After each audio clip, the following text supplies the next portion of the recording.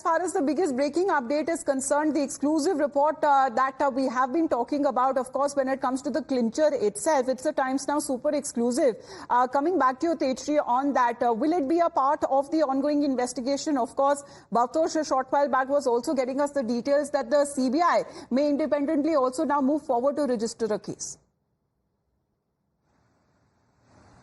Certainly, it will be a very important part of the investigation. And in fact, let me also tell you that before this report, after this report was submitted, then only this concrete action of sacking Subodh Kumar as the NTA DG was taken. So certainly this particular report must have played a very important role, because it highlights very severe and very important points that NTA was not cooperating. They were not sending the documents.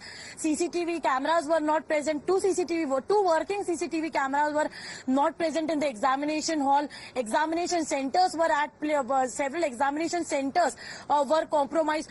Apart from that, also there was the problem solver gang that was also very much active. Now this problem solver gang was also active in the national capital in Delhi. Let me tell you that 4 people were arrested in problem solving case. This was the entire gang. So that's what the report mentioned, that the problem solver gang was also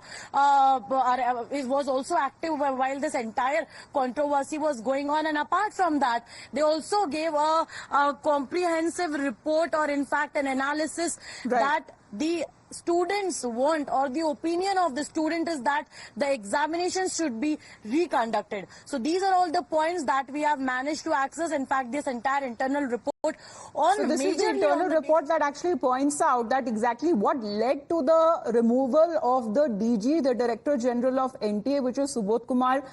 This is the Times Now exclusive, accessing the internal report, suggesting that he was not cooperating with the probe agencies. However, additional charge that is now being given to Pradeep Kharola to actually take forward when it comes to the NDA and the authority, as they are now working when it comes to resolving the issues that are being faced by the students.